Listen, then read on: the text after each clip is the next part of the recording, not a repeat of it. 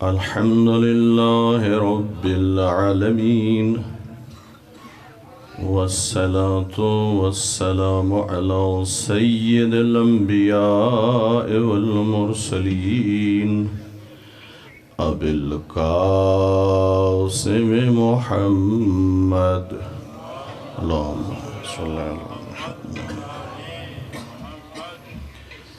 وآله الطيبين الطاهرين المعصومين أما بعد فقد قال الله تعالى في كتاب المجيد بسم الله الرحمن الرحيم وما بكم من نعمة فمن الله صلوات اللهم صل على محمد وآله سامعین محترم، نہایت ہی یہ خوش نصیبی ہے کہ ایک مقدس محفل آپ اور مجھے نصیب ہوئی، اور جامعہ امام سجاد کا یہ سالانہ 2 روزہ جلسہ ہے، مجلس ادا ہے۔ میرا دل چاہتا ہے آج آپ کے سامنے شکر کے موضوع پر کچھ دیر گفتگو کروں۔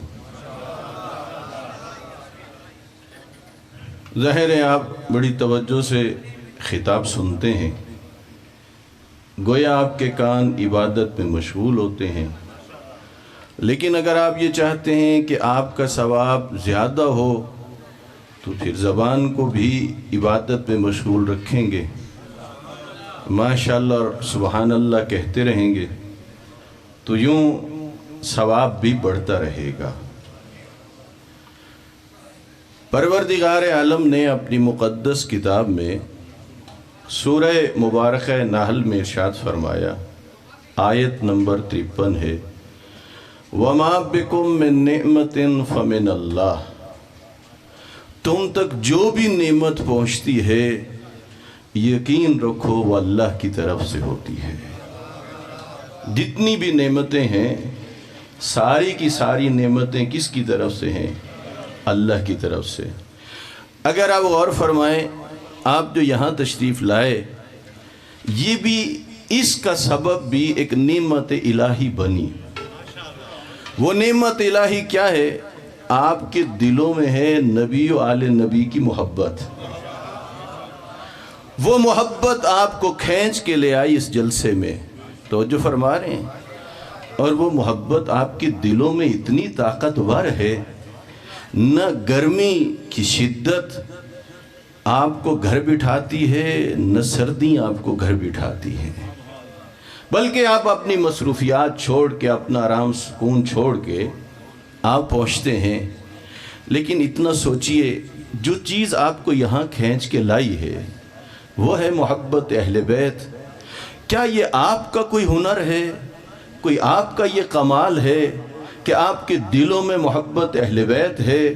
5ویں امام فرماتے ہیں، تمہارا ہنر نہیں، وہ اللہ ہے جس نے تمہارے دلوں میں ہماری محبت کو ڈال دیا ہے۔ توجہ فرما رہے ہیں؟ اور غور فرمانا یہ کیسی جگہ ہے۔ ویسے دیکھیں تو عمرہ غربا کے ساتھ بیٹھنا پسند نہیں کرتے۔ اگر آپ نے توجہ کی ہو تو عمرہ کے انداز کچھ ایسے ہوتے ہیں، لیکن یہ ایسی جگہ ہے جہاں پر یہ فرق بھی ختم ہو جاتا ہے، کوئی امیر ہے تو وہ بھی فرش اعضا پہ، کوئی غریب ہے تو وہ بھی فرش اعضا پہ۔ جب جاتے ہو نا زیارات کے لیے، خصوصاً مجھے یاد ہے 2019 میں جب ہم نجف سے کربلا مشی کر رہے تھے تو جگہ جگہ ایک پینا فلیکس لگا ہوا تھا، ایک جملہ لکھا ہوا تھا، شاید آپ نے بھی کسی نے وہ پڑھا ہو۔ وہاں ویسے دیکھیں جب بندہ مشی کے لیے چل رہا ہوتا ہے تو پھر دائیں بائیں آگے پیچھے چہروں کو دیکھنے سے آپ کو اندازہ ہوگا یہ کس ملک کا رہنے والا ہے۔ نہ رنگ ایک، نہ زبان ایک، نہ ملک ایک، کچھ پتہ نہیں ہے۔ وہاں ایک جملہ لکھا ہوا تھا، کیا امیر بھی چل رہے ہیں، غریب بھی چل رہے ہیں، جملہ یہ لکھا ہوا تھا یجمعنا حب الحسین، مختلف زبانوں سے تعلق رکھنے والے، مختلف ممالک سے تعلق رکھنے والے، مختلف علاقوں سے تعلق رکھنے والے، سب ایک جگہ جو اکٹھے ہوئے ہیں، جس چیز نے سب کو ایک جگہ جمع کر دیا وہ محبت حسین ہے۔ توجہ فرما رہے ہیں۔ اور حضرت امام جعفر صادق علیہ السلام نے صلی اللہ علیہ وسلم ارشاد فرمایا اذا اراد اللہ عبدا اذا اراد اللہ بعبد خیرا، جب اللہ رب العزت اپنے کسی بندے کے بارے میں بھلائی کا ارادہ کرتا ہے، جعل فی قلبہ حب الحسین، اس کے دل میں امام حسین کی محبت کو ڈال دیتا ہے۔ تو پس وہ چیز جو باعث بنی آپ یہاں آئے، وہ چیز جو باعث بنتی ہے آپ خرچ کر کے کربلا جاتے ہیں، وہ چیز جو باعث بنتی ہے وہ ہے محبت اہل بیت، اور محبت اہل بیت بھی کس کی نعمت ہے؟ وہ اللہ کی نعمت ہے۔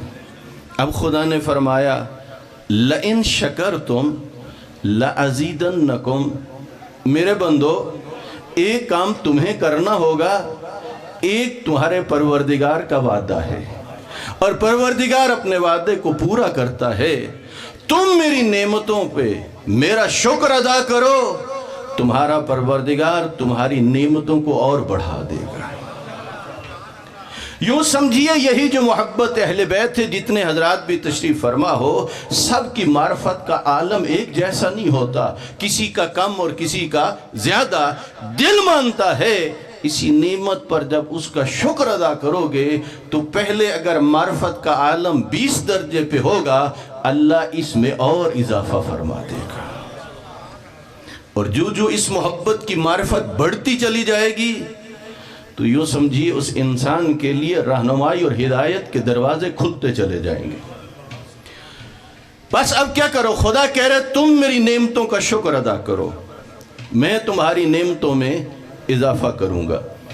یاد رکھیے ایک نیاز آپ میں سے اکثر بانیان ہوں گے، وہ نیاز جو بڑھتی ہے تقسیم ہوتی ہے، کبھی مشروبات ہوتے ہیں، کبھی کھانا ہوتا ہے مختلف انداز میں، وہ بھی انہی کی محبت میں ہے، لیکن جو نیاز اور خیرات اس منبر سے آتی ہے اس کا کوئی مقابلہ نہیں کیا جا سکتا، اس لیے کہ پڑھنے والا اگر اپنی ذمہ داری کو نبھائے تو وہ دو شکل میں تجھے نیاز دے گا، یا قرآن کی آیت ہوگی یا معصوم کا فرمان ہوگا۔ تو بڑی قیمتی نیاز ہے جو اس منبر سے تقسیم ہوتی ہے، اسی لیے آیت اللہ مرزا نوری نے یہ لکھا ہے، کہا ویسے دیکھا جائے تو پھر بانی مجلس کا بھی حصہ ہے، سامعین کا بھی حصہ ہے، مقررین کا بھی حصہ ہے، پڑھنے والوں کا، لیکن سب سے زیادہ فیض پڑھنے والے کو پہنچتا ہے جب دو باتیں ہوں، ایک طرف سچ پڑھے، دوسرا خدا کی خاطر پڑھے۔ توجہ فرما رہے ہیں؟ اب آپ میرے ساتھ شامل ہو گئے، میں بات کو آگے بڑھانا چاہ رہا ہوں۔ ذہن میں آ گئی ویسے اللہ کی نعمتیں کتنی ہیں، تو خدا نے فرمایا وَإِن تَعُدُّ نِعْمَةَ اللَّهِ لَا تُحْصُوهَا، او میرے بندو اگر تم میری نعمتوں کو گننا چاہو، اتنی زیادہ ہیں تم انہیں شمار نہیں کر سکتے۔ یہ خدا نے کہاں کہا؟ قرآن میں سورہ ابراہیم میں، نہیں تم نعمتوں کو گن تو نہیں سکتے، انہیں شمار تو نہیں کر سکتے۔ اب کیا کرو؟ ہاں کچھ نعمتوں کو یاد کرو۔ ابھی آپ محبت اہل بیت کی نعمت کو اپنے ذہن میں رکھو، ذہن میں رکھنے کے بعد اللہ نے کیا کہا؟ میرا شکر ادا کرو۔ آپ نے کہا پروردگارا یہ جو تو نے مجھے محبت اہل بیت عطا کی ہے اس پر میں تیرا شکر ادا کرتا ہوں۔ ایک دفعہ کہہ دیجئے مالک تیرا شکر ادا کرتا ہوں، کہہ دیجئے صاحب۔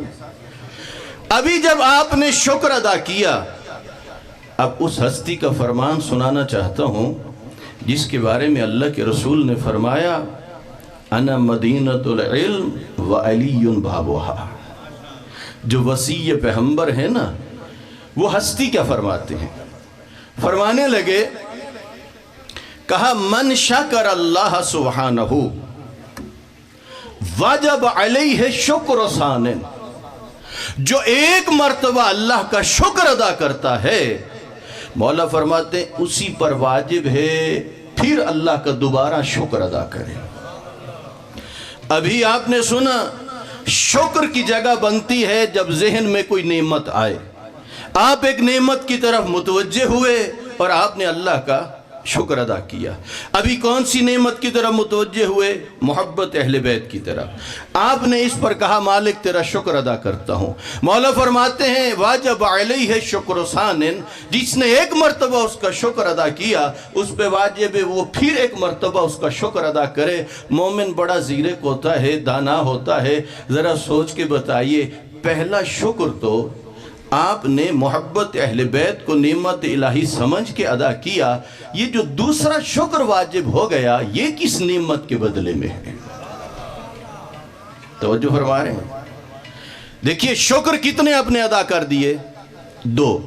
آپ نے جب محبت اہل بیت کو ذہن میں رکھا تو آپ نے کہا مالک تیرا شکر ادا کرتا ہوں۔ مولا فرماتے ہیں من شکر اللہ سبحانہ، جس نے ایک مرتبہ اللہ کا شکر ادا کیا واجب علیہ شکر ثانٍ، اس پر واجب وہ پھر اس کا شکر ادا کرے۔ مولا پہلا شکر تو ہم نے محبت اہل بیت کو اللہ کی نعمت سمجھا اور اس کا شکر ادا کیا، اتنا تو بتائیے یہ دوسرا شکر کس نعمت کے بدلے میں ہے؟ فرمانے لگے اذ وفقہ لشکرہ، غور تو کر توفیق شکر بھی تو اسی کی نعمت ہے، اس لیے کہتا ہوں واجب ہے پھر اس کا شکر ادا کرو۔ اور فرما رہے ہیں تجھے کس نے توفیق عطا کی کہ تم اس نعمت پر اس کا شکر ادا کرو؟ کس نے عطا کی ہے؟ اللہ نے۔ جب اللہ نے عطا کی ہے تو پھر گویا یہ بھی اللہ کی کیا ہو گئی؟ نعمت، یعنی توفیق شکر بھی۔ پہلے آپ کہہ رہے تھے محبت نعمت ہے، اب کہو کہ توفیق شکر بھی اللہ کی کیا ہے؟ نعمت، تو پھر اس پر اس کا شکر ادا کرو۔ آپ جب تیسرا شکر ادا کرو گے تو پھر کیا ہوگا؟ پھر وہ بھی اللہ کی توفیق اور اس کی نعمت، پھر اس پہ شکر ادا کرو۔ اگر سوچو قیامت تک تو پھر اسی ایک نعمت کا شکر ادا ہوتا رہے گا۔ تبھی تو وہی ہوئی اے موسیٰ تو میری نعمتوں کے شکر کا حق ادا کر۔ حضرت موسیٰ سوچنے لگ گئے، جب اسی منزل پر پہنچے تو اتنا کہا پروردگارا تیری نعمتوں کے شکر کا حق ادا نہیں ہو سکتا۔ اس وقت چھٹے امام فرماتے ہیں اللہ کی وحی اتری، اے موسیٰ یا موسیٰ الان شکرتنی حیث علمت ان ذالک منی، اے موسیٰ جب تجھے یقین ہو گیا کہ توفیق شکر بھی میری نعمت ہے تو گویا تو نے شکر کا حق ادا کر دیا۔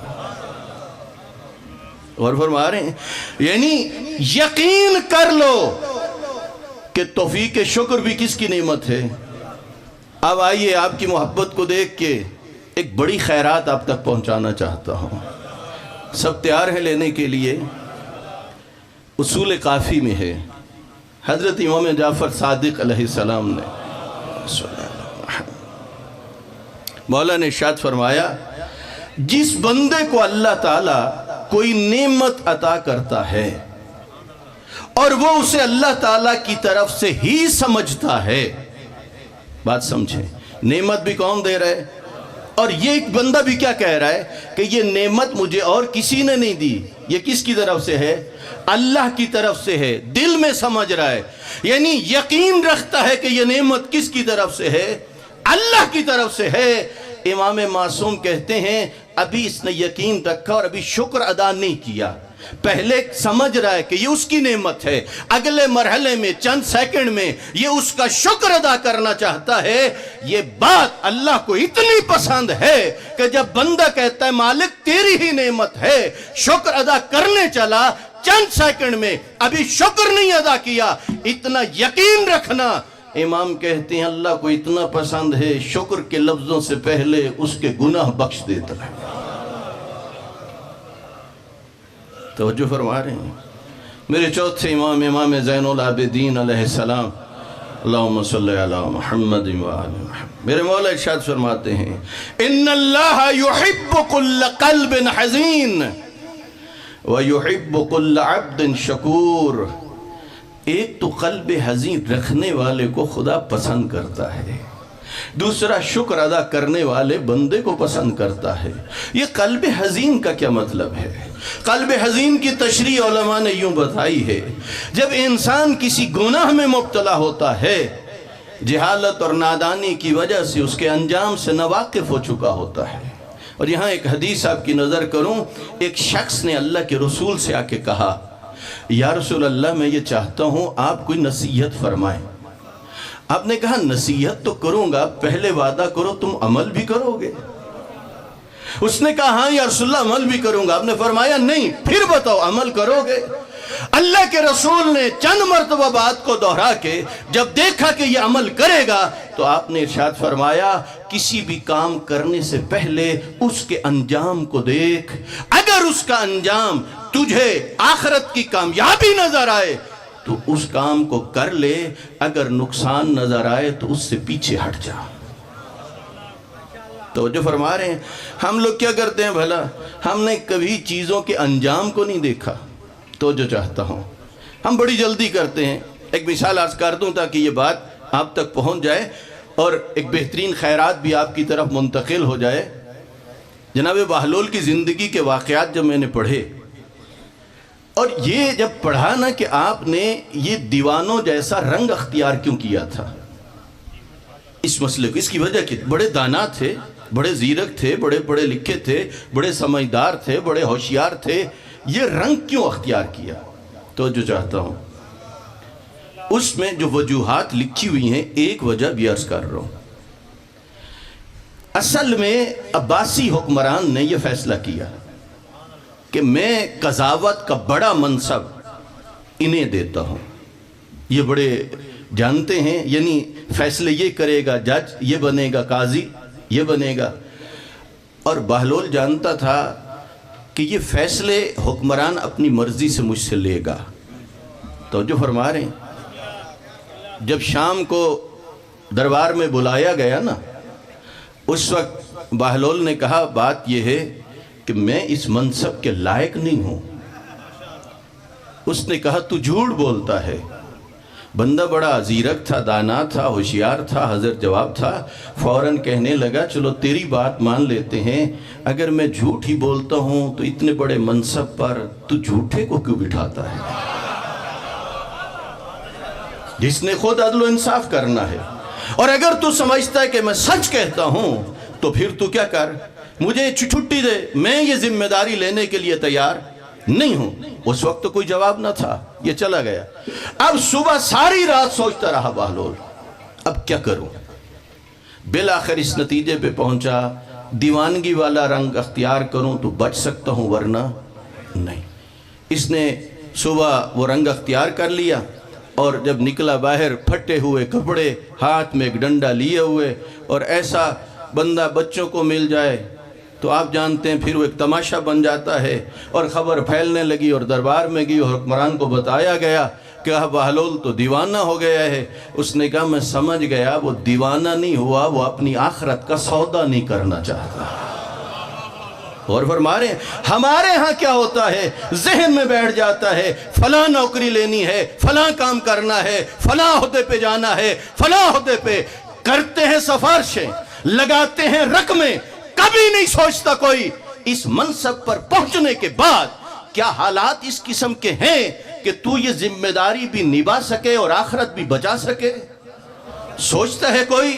نہیں سوچتا۔ اللہ کے رسول نے فرمایا تھا کوئی کام کرنے سے پہلے سوچا کر اس کے انجام کو، جی دیکھ تیری آخرت بچتی ہے یا نہیں۔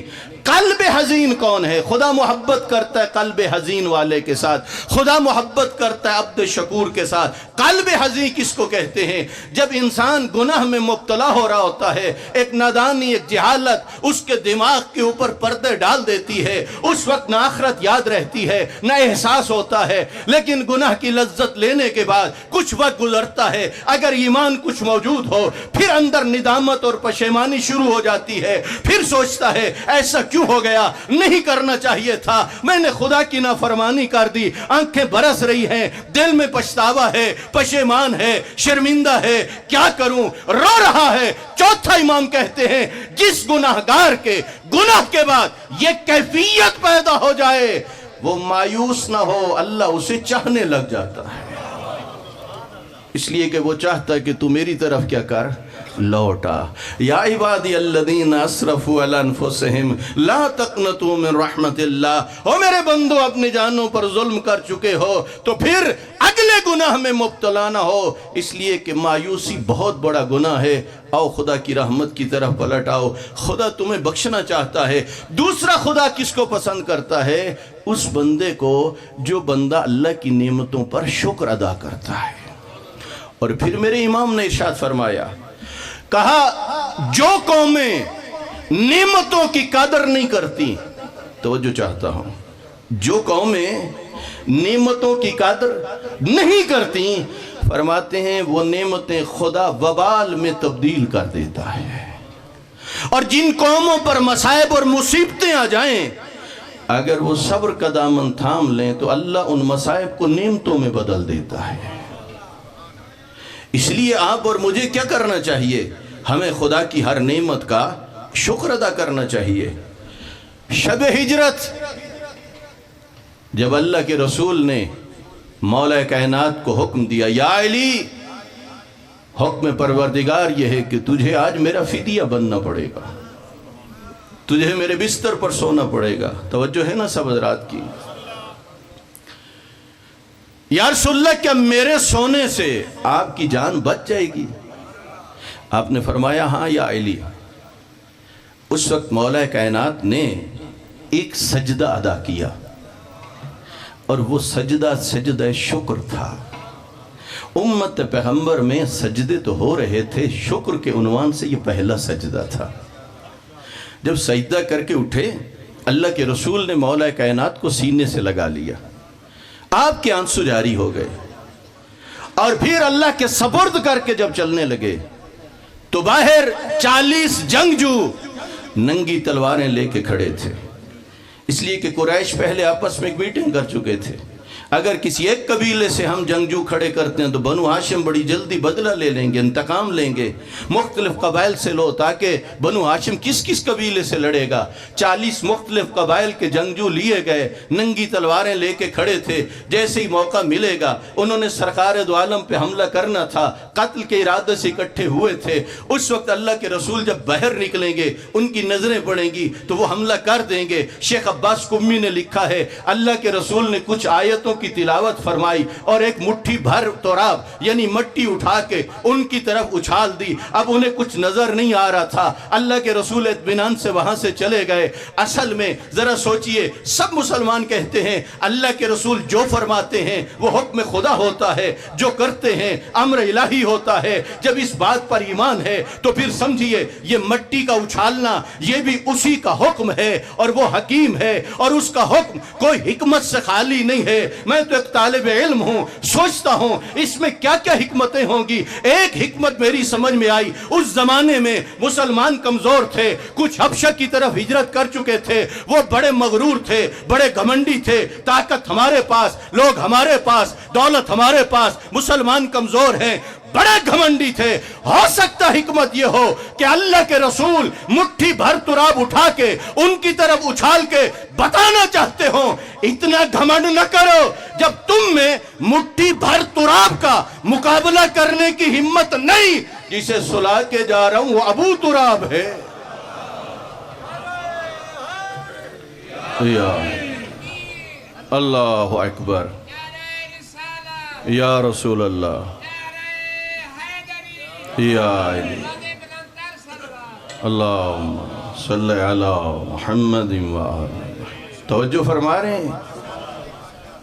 اب یہاں ذرا سمجھیے، مولا کائنات نے جو سجدہ شکر ادا کیا، اس کی مصلحت کیا تھی، حکمت کیا تھی؟ ہمارے علماء نے باتوں کو بڑا آسان کر کے لکھ ڈالا۔ بزرگ علماء نے اپنے خطابات میں ان مسائل کو بڑے آسان لفظوں میں سمجھایا۔ حکمت کیا؟ مولا کا سجدہ پیغام کیا دینا چاہتا ہے؟ اب ذرا یہ بتائیے، اگر اللہ اس جگہ امیر کائنات کو حکم نہ دیتا تو کیا اور طریقوں سے اللہ اپنے نبی کی جان بچا سکتا تھا یا نہیں؟ اس بات پہ ہے نا ایمان؟ اللہ اور ہزاروں طریقوں سے अपने नबी की जान बचा सकता था। गोया मौला कायनात सजदा शुक्र अदा करके अल्लाह की बारगाह में कह रहे हैं, परवरदिगारा अगर तू चाहता मुझे हुक्म न भी देता, तू तो कादर मुतलक है, हजारों तरीकों से अपने नबी की जान बचा सकता था। तूने सारे तरीके छोड़ के मुझ अली को नबी का फिदिया करार दिया। इस बात पे अली तेरा शुक्र अदा करता है। बिस्मिल्लाह, अल्लाहु अकबर, अल्लाहु अकबर। या रसूल अल्लाह, या रसूल अल्लाह, या अली, या अली, अल्लाहुम्मा सल्ली अला मुहम्मद व आले। तवज्जो फरमा रहे हैं, मौला कायनात अल्लाह का शुक्र अदा कर रहे हैं कि परवरदिगारा तूने मुझे नबी का फिदिया करार दिया। आपने मौला कायनात की फजीलत भी सुनी, आप खुश हुए। आपका खुश होना इस बात की दलील है कि आपके दिलों में मोहब्बत अहले बैत का नूर मौजूद है। लेकिन मौला के सजदा शुक्र से तेरे और मेरे लिए एक पैगाम भी है, वो भी पहुंचना चाहिए सब तक। आप अच्छी तरह जानते हैं, खुद नेकियां करना अपनी जगह बड़ा मसला है। शैतान तो नहीं चाहता कि हम नेकियां करें। अगर हम इस मसले में कामयाब हो जाएं और नेकी कर लें, उसकी अगली कोशिश ये होती है कि इन्हें नेकी का अजर न मिले, इनका अजर ज़ाया हो जाए। और अजर ज़ाया होने में से एक सबब रियाकारी है। मुसलसल शैतान कोशिश कर रहे हैं ना। बहुत सारे ऐसे लोग हैं मुआशरे के अंदर जिनकी ज़िंदगी अल्हम्दुलिल्लाह बड़ी पुरबरकत हैं। क्या मतलब? उन्होंने, उनके पांव दुनिया की मोहब्बत में नहीं धंसे हुए। उन्हें उठते बैठते अल्लाह याद रहता है। उन्हें इमाम हुसैन अलैहिस्सलाम के मिशन से लगाव है। उन्हें दीन खुदा की तरवीज का उनके अंदर जज्बा है। अब वो मुख्तलिफ हवालों से मशगूल हैं। जो कोई मस्जिद की खिदमत कर रहे, कोई मदरसे की कर रहे, कोई अज़ाखाने की कर रहे, कोई यतीमों का इलाज मुख्तलिफ अंदाज में। और वो अपनी ज़बानी नहीं बताते कि मैं क्या कर रहा हूँ। हाँ, अल्लाह का निज़ाम ऐसा है कि खुदा अपने बंदे की नेकियों की शोहरत करवा देता है और ज़बानों पर लोगों के तारीफ़ें होती हैं। लेकिन कुछ लोग वो होते हैं जो इजहार करते हैं हमने ये कुछ किया। अगर उनका इजहार, यहाँ बात उनकी नीयत पे आ जाती है। मसलन अगर ये कहा जाए कि हमने अल्हम्दुलिल्लाह ये काम शुरू किया था, इतना खर्च हुआ, अब इतना खर्च होना है, यानी उनका मकसद अपना बताना नहीं है, लोगों को तशवीक दिलानी है, तो सुभान अल्लाह। लेकिन ख़तरनाक बात कौन सी होती है? कुछ लोग ऐसे होते हैं जो किसी खमसे अशरे के बाद, जश्न के बाद, किसी प्रोग्राम के बाद अपने लोगों में बैठ के ये तासुर देने की कोशिश करते हैं, तुम्हारे अंदर तो कोई काबिलियत ही नहीं है, तुम्हारे अंदर तो वो समझ भी नहीं है, तुम्हारे अंदर तो वो शऊर भी नहीं है। अगर मैं ना होता तो ये खमसा ना होता, मैं ना होता तो ये अशरा ना होता, मैं ना होता तो ये मस्जिद ना होती, मैं ना होता तो ये अज़ाखाना ना होता। यानी वो ये समझाना चाहता है, ये जितनी मजहबी रौनकें देख रहे हो ये किसकी वजह से हैं? इसका सबब मैं हूं ना। खुदा की बारगाह में तौबा कर, तू कहां बना है सबब? बल्कि तेरा अंदाज क्या होना चाहिए? तेरा ये अंदाज होना चाहिए, अगर जहन में इस किस्म के ख्याल आए उनको जहन से निकाल दे और सजदे में चला जा और अल्लाह की बारगाह में कहे, परवरदिगारा तूने क़यामत तक के लिए अपने दीन को भी जिंदा रखना है, तूने दीन के अमूर को भी बाकी रखना है, लेना काम तो नहीं बंदों से है। ऐ अल्लाह, तू कादिर मुतलक है, तू जिससे चाहे ये काम ले सकता है। तेरी बारगाह में इल्तिजा है, तू सबको छोड़ के तू मेरा चुनाव कर ले ताकि इस काम के अजर का हकदार मैं बन सकूं। तो जो फरमा रहे हैं, दुआ मांगिए खुदा से, खुदा मेरा चुनाव कर ले, खुदा मेरा इंतखाब कर ले, खुदा मुझसे कुछ ऐसे काम ले ले। और बाज़ लोग क्या होते हैं, वो बहुत पीछे पीछे रहते हैं। बिल्कुल उनको दावत देने वाले भी दावत दें तो वो उनका खिंचाव होता है। उनको कुछ इनके साथ बैठे ना, चंदा ना देना पड़े, तावन ना करना पड़े, इनके साथ मिलना ना पड़े। अब एक जुमला करता हूँ, ये जलसा مسلسل ہو رہا ہے نا، ہر جگہ جہاں بھی اجتماعی پروگرام ہوتے ہیں بالآخر منتظمین مومنین سے رابطہ تو کرتے ہیں۔ مجھے اتنا بتائیے، جو لوگ رابطہ جو تعاون نہیں کرتے تو پروگرام رک جاتے ہیں۔ آپ اپنے اپنے علاقے کو ذرا سوچئے۔ بلکہ میں تو اس نتیجے پہ پہنچا ہوں، منتظمین کو اس بات کا ڈر نہیں ہونا چاہیے کہ تعاون نہیں ہو رہا تو یہ پروگرام ہوگا یا نہیں۔ نہیں، ڈر اس بات کا نہیں، جب خدائی کام ہے تو ہوگا۔ ڈر اس بات کا ہے تو جو بھاگ رہا ہے تو تیری جگہ کوئی اور جگہ نہ لے لے، تیری جگہ کوئی اور حصہ نہ لے لے۔ اس لیے کار خیر میں تو بڑھ کے حصہ لینا چاہیے، اس میں تو بڑھ کے تعاون کرنا چاہیے۔ اور جو قدم بڑھاتے ہیں نا، اللہ نے قرآن میں فرمایا ہے یا ایھا الذین آمنوا ان تنصروا اللہ ینصرکم، اے صاحبان ایمان تم اللہ کے دین کی مدد کرو۔ ظاہر تب جو نکلو گے تو تمہیں مددگار کی تو ضرورت ہوگی۔ بعض لوگ خوش ہوتے ہیں اس علاقے کا بڑا فلاں آدمی ہمارا معاون ہے، فلاں ہمارا معاون ہے، فلاں ہمارا معاون ہے۔ اللہ اس قرآن میں فرما رہا ہے یا ایھا الذین آمنوا ان تنصروا اللہ ینصرکم، اگر تو خدا کے دین کی مدد کے لیے نکلتا ہے کسی کی طرف نہ دیکھ، نہ کسی پر بھروسہ کر، خدا کہہ رہا ہے تیرا مددگار خود اللہ ہے۔ ہاں اب تو نکلے گا، تیری حوصلہ شکنی بھی ہوگی، پریشانیاں بھی آئیں گی، مشکلات بھی آئیں گی، مختلف مسائل بنیں گے۔ اللہ فرماتا ہے وَيُثَبِّتْ أَقْدَامَكُمْ، جہاں تیرے قدم ڈگمگائیں گے تجھے ثابت قدم رکھنا بھی اللہ کا کام ہے۔ بڑی بڑی مشکلات ہیں۔ دیکھیے آج صورتحال کیا ہو چکی ہے، خدا کہہ رہے ہیں نا کہ نعمتوں کا کیا کرو، شکر ادا کرو۔ آپ کی نگاہ میں علماء حقہ کا وجود نعمت الہی ہے یا نہیں؟ بولیے نا ذرا، علماء حقہ کا وجود یہ اس کی نعمت ہے یا نہیں؟ تیرا نظام مرجیت یہ پروردگار کی نعمت ہے یا نہیں؟ کیا اس نعمت کا شکر ادا کیا گیا؟ آج دکھ سے کہنا پڑتا ہے، رب جانے وجہ جہالت ہے، وجہ نادانی ہے، یا کوئی اور وجہ ہے، یا سازش ہے، جو بھی وجوہات ہیں، آج دکھ سے کہنا پڑتا ہے جنہوں نے تجھے دین بتانا تھا انہی سے تمہیں نفرت دلا دی گئی ہے۔ اٹھ کے کھڑے ہو گئے اور مقصر کے فتوے بانٹ رہے ہیں، لیبل لگا رہے ہیں۔ کیا یہ تو نے طے کرنا ہے؟ نہیں، یاد رکھ تیرے پاس جو نظام مرجیت ہے، تین نظام یاد رکھنا۔ ہم عقیدہ ختم نبوت پر ایمان رکھتے ہیں اور اعلان غدیر پر ایمان رکھنا عقیدہ ختم نبوت کے لیے بڑی دلیل ہے۔ ہم جب ایمان رکھتے ہیں تو کیا مطلب؟ اللہ رب العزت نے ہمیں ایک نظام عطا کیا ہے میدان غدیر سے، اس نظام کا نام ہے نظام امامت و ولایت۔ توجہ فرما رہے ہیں؟ یہ کہاں سے ہمیں ملا؟ غدیر سے۔ جب واقعہ کربلا ہوا نا تو ہمیں باقاعدہ ایک اور نظام مل گیا، اگرچہ اس سے پہلے بھی ہر معصوم کے لیے عزاداری ہو رہی تھی، لیکن بڑی عزاداری کہاں سے مل گئی؟ کربلا کے بعد۔ اور خود ائمہ اہل بیت علیہ السلام نے اس عزاداری کے سلسلے میں بڑے اہتمامات کیے۔ تو پہلا نظام کون سا ملا؟ نظام امامت و ولایت۔ دوسرا نظام کیا ملا؟ نظام عزاداری۔ جب 12ویں امام نے غیبت اختیار کی تو تجھے تیسرا نظام دے دیا جس کا نام ہے نظام مرجیت۔ توجہ فرما رہے ہیں؟